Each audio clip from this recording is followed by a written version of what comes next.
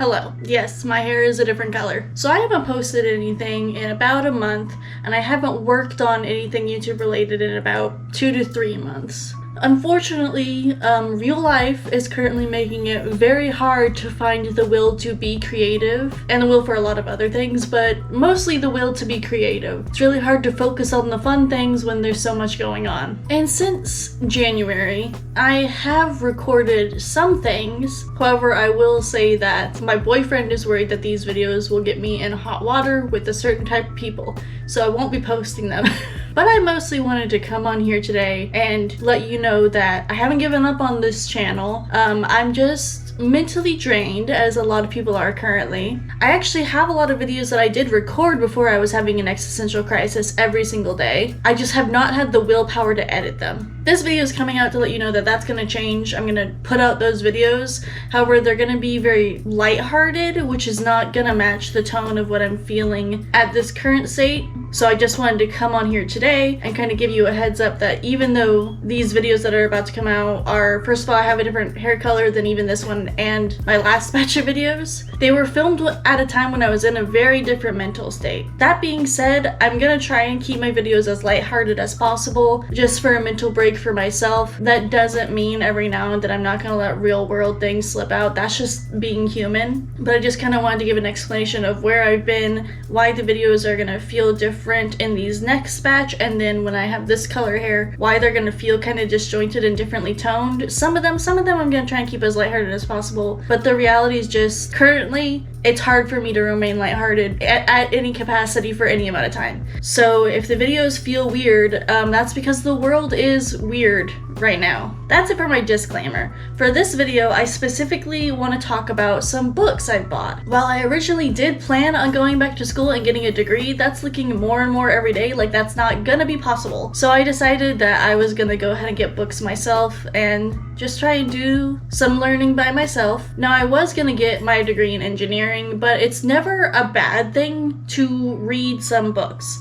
So let's go over some of the books I bought. I bought all these books secondhand from thrift stores, even some online thrift stores. And these aren't the only ones I'm gonna buy. These are just kind of like my first wave. A lot of these books I actually have read before, but it's been a long time. I read these in school. They were required reading in school. But some of these I haven't read before, even though they were required reading in a lot of schools. Because since I was homeschooled, my mom kind of got to decide what I was reading, and anything she didn't agree with, we didn't read. And I'm kind of over it.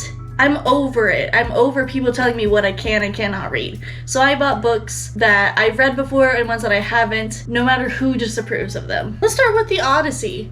This is a very thick version of the Odyssey. Oh, my computer just turned itself on. That's fun. I got the Odyssey. I've read the Odyssey so many times in my life because every single class I took when I was homeschooled seemed to require it. I took a few different literature classes, as well as some philosophy classes had me read it again, so I've read the Odyssey so many times. I'll tell you, the Odyssey is not my favorite. In fact, I fucking hate Odysseus. I think he's a shitty person and a shitty character. I do love the way the story is told, and I do love extrapolating what the analogies could mean, and I love to hear about Greek gods and goddesses. Next book I got is The Giver. This is more of a lower reading level book, but there's no harm in reading lower level reading books. It's kind of annoying when people are like, you can only read adult books, you can't read kids books anymore. Kids books have some good stuff in them. I've never read more of the series. I know there is more, but I would like to reread this because I've definitely read it before, but I feel like I might have missed something, because when I hear people discuss this book, I'm really like, damn, I did not get that from this book. Like, I definitely got the main message of like feeling empathy for your other people and like not letting society around you dictate your feelings, but there's just some discussion I've seen about this book lately that I'm like, that is not at all what I remember, so I want to give it another read. Next, we have a book I haven't read before, Brave New World. I have not read this one before. I think it's an older book, which can be kind of a slog to get through. Some old writing styles are just really difficult to read.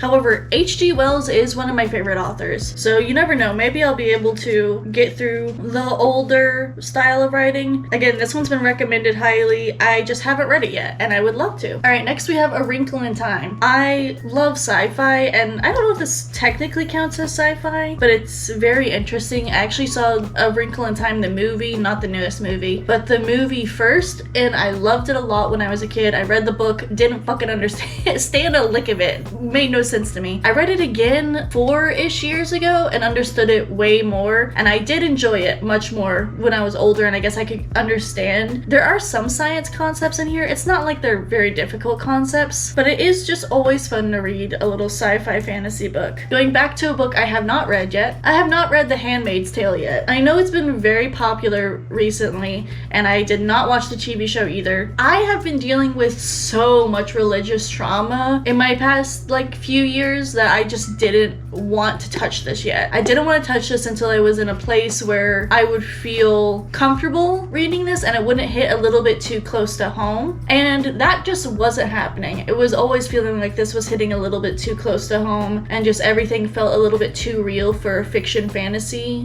book. And it's like a dark dystopian fantasy, but it was just like a little bit too real. And then I decided to just nut up. It's gonna be uncomfortable to read, it's gonna be sad, but that doesn't mean I shouldn't read it. And I got a lot of other books that I know I enjoy, so, and I don't think I'm not gonna enjoy this book. I just think sitting in that feeling, I know generally what the story is about. I just think sitting in this feeling of uncomfortableness and uncomfortable reality for a little while might be helpful for me, because I keep telling my boyfriend all the time that it's okay to sit with feelings that you don't like and it's good for you, and I feel like I need to take some of my own medicine on that end and not just read things that I know are gonna make me feel good. This book is probably gonna make me feel icky and sad and full of existential dread, but that's not necessarily a bad thing. Okay, next on the list, Sylvia Plath's The Bell Jar. I know, generally speaking, of Sylvia Plath. I generally know her as a poet. I really dislike reading poetry, so I've kind of stayed away from a lot of Sylvia Plath stuff. But this, as I understand it, is not a poem, it is a novel. So we'll see how it is. To be honest, I know nothing about this book. I don't know anything about it, so I don't know what I'm kind of getting myself into. All I know is that Sylvia Plath's things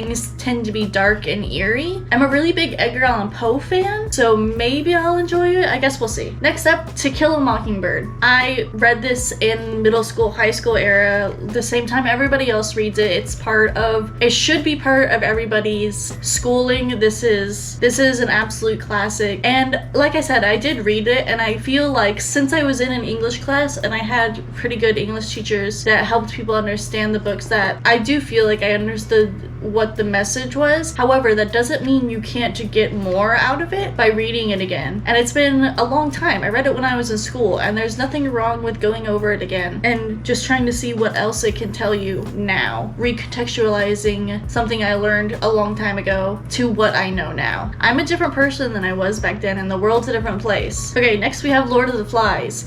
This is required reading for so many schools, and yet I never read it. Because of the way my middle school and high school experience was, I tended to skip over classes a lot. I skipped a lot of math classes. I went straight to high school level when I was in middle school. I skipped a lot of literature classes, and I took biology 4 times. It was weird.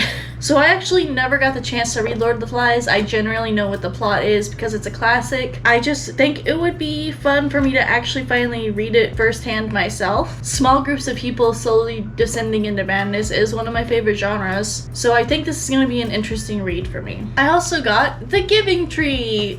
Now, of course, I have read this before. I feel like everyone's read this before. I've never owned it myself. This book is going to be really interesting for me because I feel like I've only ever read this book or interacted with this book within a religious context, right? So my parents were extremely religious, and I went to church a lot. My grandparents, almost everyone in my family is extremely religious. So this book, which I'm pretty sure doesn't actually have any religion in it at all, was turned into a religious message. And so I'd love to read it again, recontextualize this kind of meaning in my life, divorced from religion. Growing up, hearing and being taught that only people who believe exactly what you believe are good people and everyone else is evil is tough, especially when you're growing up not one of the good ones. Growing up religious, and having such strict rules about who and who is not allowed to be a good person is really damaging. I grew up a gay, non-binary person in a extremely religious household where that is considered a sin. Not only a sin, but like unredeemable sin, basically. You're not allowed to be happy or you'll go to hell kind of thing. And so I want to recontextualize some of my childhood life lessons and get rid of that background to it. The idea of giving and giving of yourself almost to a detriment is very, very profoundly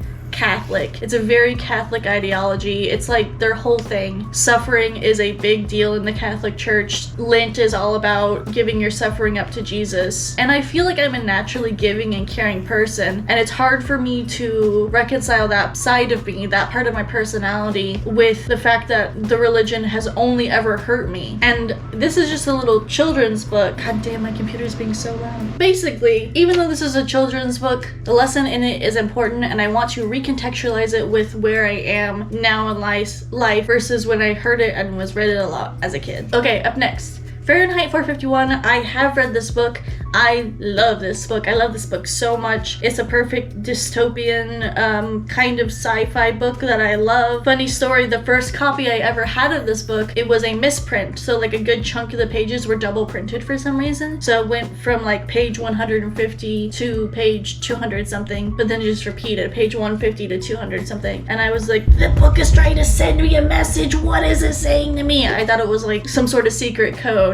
And the book is sending me a message, but not that. It's not that deep. If you just read the book, you get the message. You don't have to find some secret hidden code. But anyways, I love Fahrenheit 451. I am excited to read it again. And again, just recontextualizing it with what I have learned since then. Again, I read this kind of when I was in high school, about to move out from my parents' house. I read a lot of books in a similar genre when I was getting ready to leave my parents' house. And I'll tell you what, my mom didn't like it. Next thing I got a copy of the Constitution as well as other important American documents. This is just good to have on hand. It's good to have physical copies of this kind of stuff and also just read it for yourself. And also maybe Nicolas Cage will come and show me some secrets. This one does include the Declaration of Independence, which I have read before. I have also read Common Sense by Thomas Paine, which I called Common Pain by Thomas Sense because that's a fucking slog to get through, but I have read it. Similarly, I bought The Art of War. I have never read it before. I just thought it would be fun to read. Everyone references it all the time, and it's just like interesting to read and learn about this part of history. So earlier in the video, I mentioned that I mostly bought these books from thrift stores. This would be the one exception. I did not buy this book from a thrift store. I bought this brand new. That's because it's special.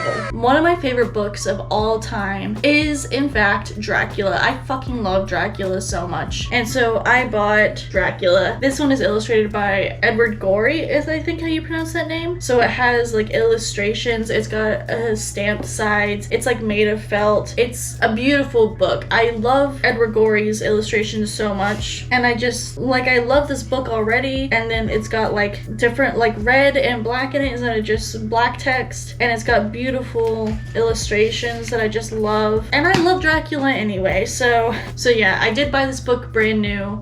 It was a pain in the ass to get, I'll tell you that. Because I wanted it back in October, but I didn't have the money to get it. It is now February. We went to so many different Barnes & Nobles trying to get this. We had to have one in Dallas put it on hold for me back closer to where I live because they only had one copy left, and this was it. And it's a little bit damaged, but I don't mind it. But yeah, I absolutely love Dracula, and I'm so excited that I got my hands on this copy with the beautiful illustrations in it. I also got a copy of Flowers for Algernon. This book is I have read this before. I remember it being so much shorter. I don't know if maybe we only read an excerpt in my class because I remember being like able to read it in one day, like in one sitting. But I do remember Flowers for Algernon. I remember it specifically because I love the name Algernon. I had a little short story that I wrote when I was younger where the villain's name was Algernon because I just think that's an amazing name. Similarly, since we were talking about the Odyssey earlier, I had a villain named Agamemnon in a different work because I also think that's a cool name. Not necessarily a villainous name, but I just think it's a cool name. So I have Flowers for Algernon. I remember it being so much shorter, so I'm interested to see what I missed. Oh yeah, this one's the one that it's also written like journal entries. This was one of the first books I ever read that had that was written in that style, which I really enjoy that kind of style. And then we have Number the Stars. Again, I read this book in like 2nd grade. This is technically, I guess, a children's book, but it doesn't hurt to reread things. And I remember really enjoying this book. This is, of course, one of the first books I read independently and like sat down and thought about. I'll always enjoy media that I just sit with afterwards and think about. I'm looking at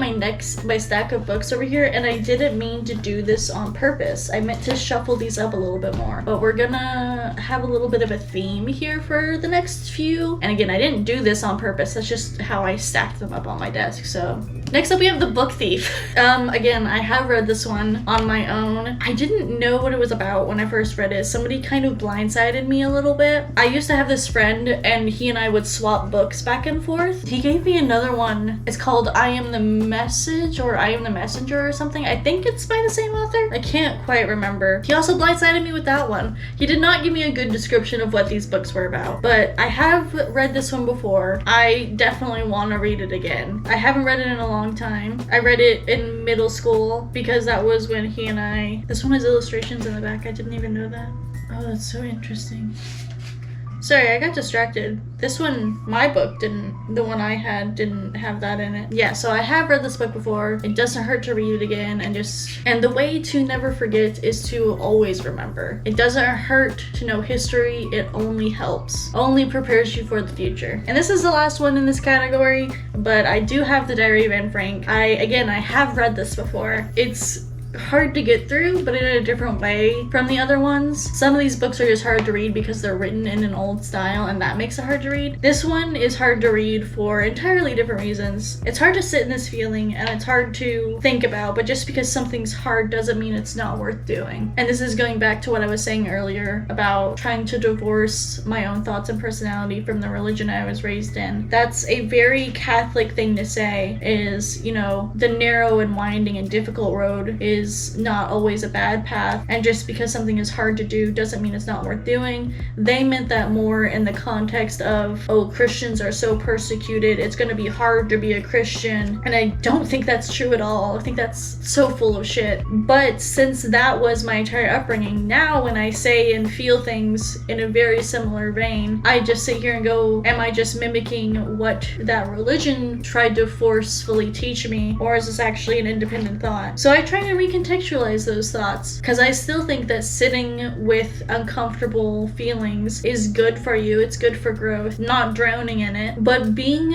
only ever comfortable, I think, is a incredible detriment to your growth as a person. I think the way to stimulate growth is to have to sit with the feeling of being uncomfortable. Being sad and angry and scared are not bad feelings. Being able to experience those in a environment where it's controlled, I'm not going to say safe, but a controlled environment, I think is going to do so much good for me, and it would do good for most people. That's why I like psychological horror the best. That's why it's my favorite genre. Or like sci-fi horror, just anything that gets you to sit there and go, what is humanity doing? The next thing we have is Of Mice and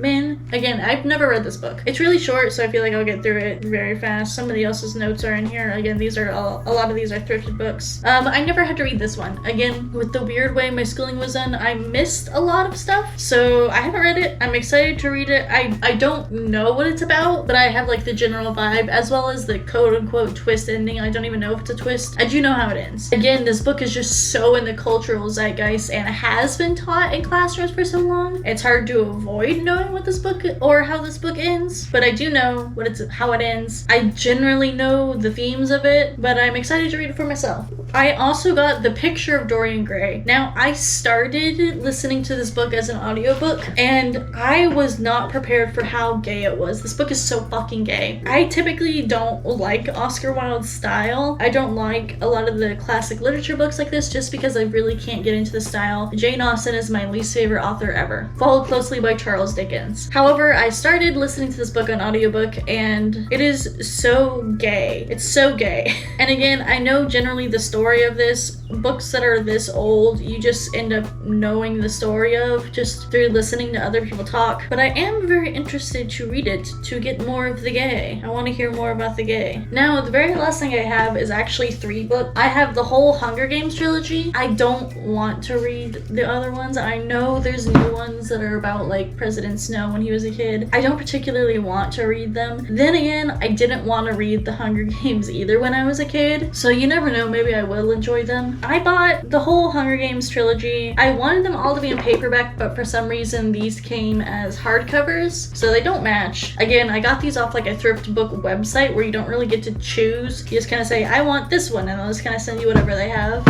So I ended up getting 2 hardbacks and 1 paperback. I prefer paperbacks. I think they're way easier to read. Oh, this one's spine is really broken. So I did read Hunger Games. I read Hunger Games when I was in middle school. I didn't like it, and I'll tell you why, because I like Hunger Games so much more now as an adult than I did when I was a kid. I strongly disliked the Hunger Games because I am not a fan at all of romance. I really dislike romance in pretty much any media. I feel like it's a real burden on the characters to have to perform a romantic relationship. I don't know if that makes sense. I could go into this for hours. I have with my boyfriend because he loves romance movies. I fucking hate them. But so when I was growing up, these books to me were strictly about a romance and a love triangle, and I fucking hate that shit. I hate that shit so much. So I generally disliked them because so much romance was involved in these books. In middle school, I was in a Catholic school, so I read these surrounded by Catholic people who did not like it when I questioned things or did things